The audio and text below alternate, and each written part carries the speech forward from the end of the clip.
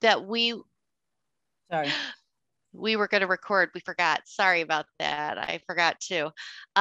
So if a student does come down ill on tour and is test positive, which is, you know, unlikely given our protocols for prior to travel, but if they do, then we'll coordinate isolation, quarantine, anything that might need to be done. We will make arrangements for a parent to get out there and be with their child. We'll cover all costs. So this is something that I hope gives you a little bit of peace of mind, knowing that we do have a system in place for if that were to occur. Does anybody have questions for me? I forgot to say, feel free to chat questions if you have anything. I look and I do see some. Let's see here. Okay, a question about the COVID test. So it can be a PCR or a rapid test. The PCR test is within 3 days of travel, and the rapid test is within 2 days of travel. And if you do have trouble arranging that through a medical provider, we have just recently updated our protocols so that you can take a home test. All of that information would have to be submitted to school. We do not collect the information for the testing, but school is responsible for making sure that all the participants are tested. Christina, we actually will handle that at the school. We will we'll test the kids in school within the 48-hour window, and Perfect. you know, using our school staff and supplies. And obviously that's a conversation that we can have with families as we get closer. If for some reason they don't want their child tested at school, or if a family member wants to be present while their child is tested at school, you know, we can be super flexible, but we just want to make sure that everybody has easy access to the testing. So we will provide it for actually all trips prior to. Perfect. That's great. The trip, sorry, is May 18th to the 20th. Sorry, I glossed over that on the beginning of the presentation. So they're going to in the morning on the 18th, and they'll get back on the evening of the 20th. The masks are a lot of cities are changing their restrictions right now, and a lot of them are lifting the mask requirement. Right now, we still have a mask requirement for all indoor sightseeing and in the hotel, not in the hotel room while they're sleeping, you know, or hanging out, but anytime they're indoors. And the reason why we do that is we want to stop the spread of the disease. If somebody were to get sick, we don't want it spread all over everyone. So I have not heard guidance yet that we are lifting our mask requirement on tour. So please expect that, yes, masks will be required, but not in the hotel room. Okay, if there are no more questions so far, I'm going to go, and we'll have time for questions at the end too. I'm going to go ahead and talk a little bit more about the trip. So again, it leaves on the morning of the 18th, May 18th, and comes back on the evening of the 20th. All the meals that are included start with dinner on night 1 and go through breakfast on day 3. Those are all included.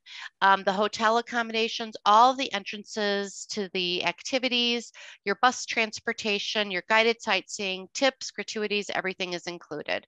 So the really only thing they're going to need money for would be for snacks, souvenirs, and then if you stop for meals en route to New York or on the way home too, they'll be responsible for that. Yes, I'm going to get into the cost in one sec. And also school will be sending out the registration flyer. Will you be doing that tonight, do you think? I may. If it's not tonight, it's tomorrow, for sure. Okay. By tomorrow, the parents will have it. Okay, great. So the price of the tour is $750 per student, and that's in a quad occupancy hotel room. So quad occupancy means basically 4 students to a room, 2 beds. You have the option of purchasing our refund guarantee protection. I'm going to talk about that on the next slide.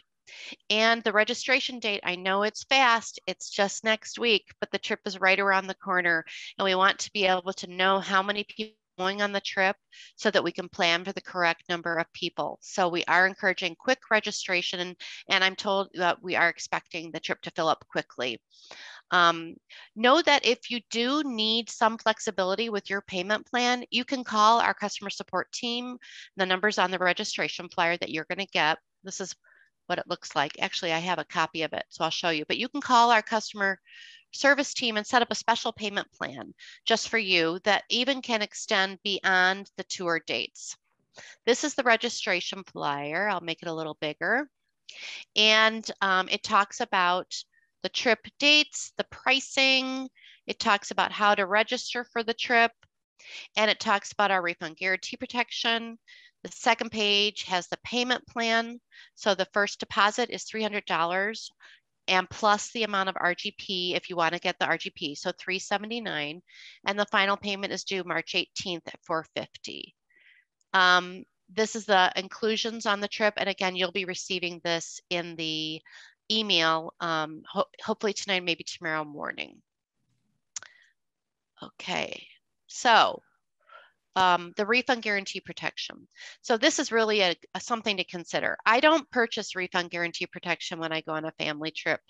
I just assume, well, I'm with my child, they'll be fine. Load them up with Tylenol if they don't feel well. You're not going to be with your child. They might wake up with a fever. They might they might test positive prior to the tour. With refund guarantee protection, you get a full refund of every penny you spent towards the trip, less the cost of the refund guarantee protection at $79. So right up until the day of departure, you could cancel, no questions asked, no claim forms, no exclusions. It could be your child just doesn't want to go on the trip anymore. And they'll get a full refund minus the $79. If you don't have RGP within 45 days of departure, which is right around the corner, there are no refunds. So we definitely recommend that you consider purchasing it for your trip, just for peace of mind, especially given the current state of the world. To register for the trip, and again, that's in the upper right corner of the registration flyer, so you'll get that tomorrow. You're going to visit our website, and you're going to enter this web code right here. Now, I have to let you know that if you're doing this right now, it's not open. I have to go in and open that up when we finish the meeting. I didn't get a chance to do it before we started, but I'm going to do that right when we end. So you're going to go to the portal, you're going to enter the web code, and you just follow the steps. Enter your students' information, enter their birth date. If they have any type of special needs, food allergies, you'll enter that. And then just make sure you proceed all the way through until you make your payment. Because if you don't make your payment and get that confirmation, your registration will be dropped and we won't even know that you attempted to register. And it's pretty basic. It's just you follow the steps just like you would with any type of order that you might make online. And that is pretty much it. This is our number for our customer support team. That's where you would call if you wanted to set up a special payment plan. And they also have an email address. You have to allow about 24 hours response time, just so you know, if you email them. It's busy time for us right now. So that's it. So I'm going to go ahead and stop sharing. And then if you have any questions, I'll be glad to answer them.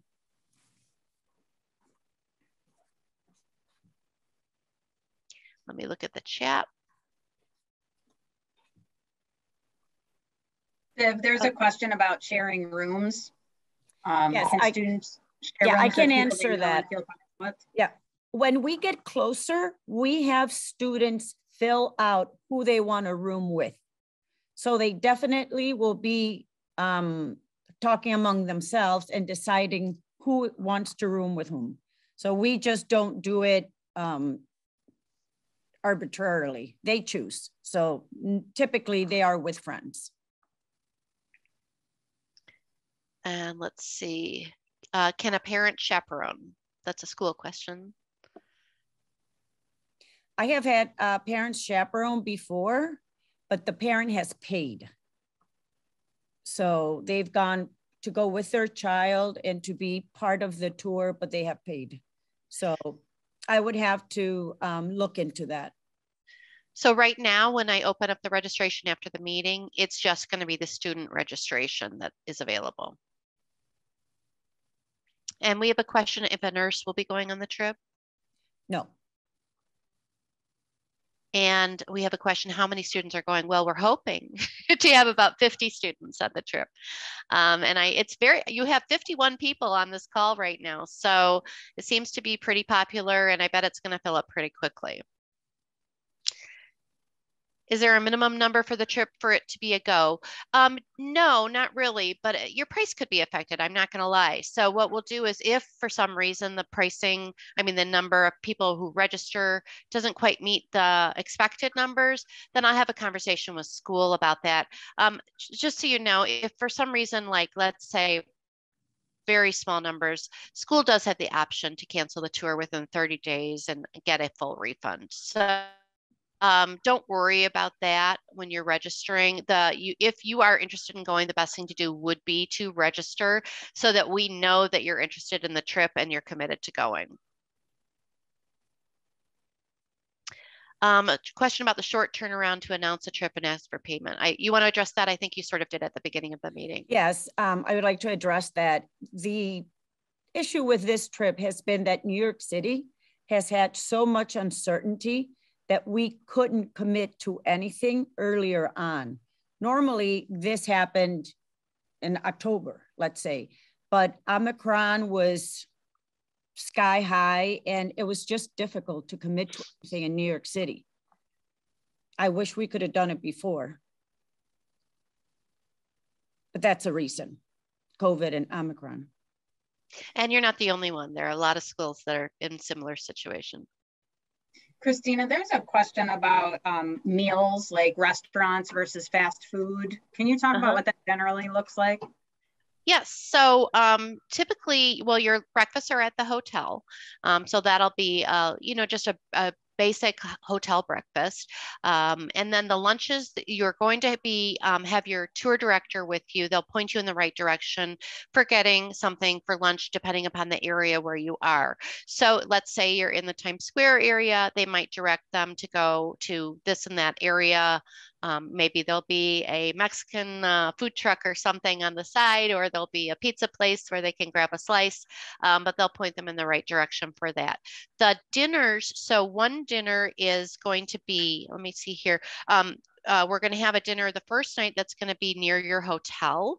And then the second night, you're going to be going again, you're going to be in Times Square, so you're going to be getting a cash allowance for dinner that night. So it's not really fast food unless your child wants to go to McDonald's. In New York, on every corner, there's another place that you can get a lunch or a dinner. They're everywhere. So that's part of the experience, I think, of going to New York, is to be able to stop into the deli or the pizza place or the taco stand and really get a huge matter of choices for everybody.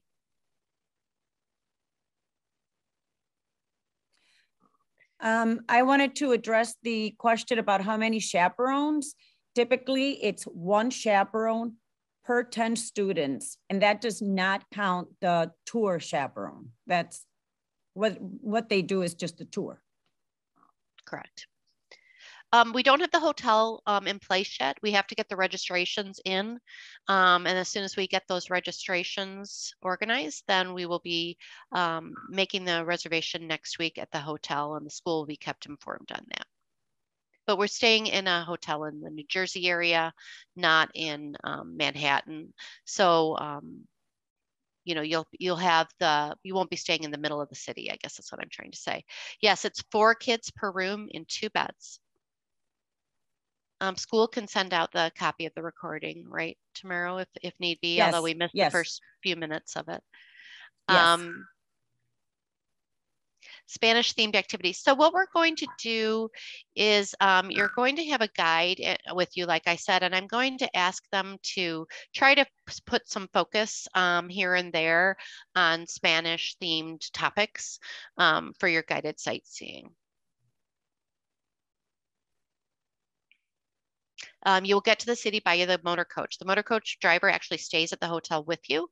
They're there. That's your coach from beginning till end. You have the same coach, same driver the entire time. Kids are sharing beds during COVID. I mean, there is the option possibly, if school will allow it, of allowing double occupancy or a surcharge. If that's something that you want to discuss with me later, you let me know, Ms. Lopez. Okay. Any other questions for me? I am seeing if students who are sharing beds, will they be masking while sleeping? We are not requiring students to mask while sleeping. The chaperones are school staff, they're teachers.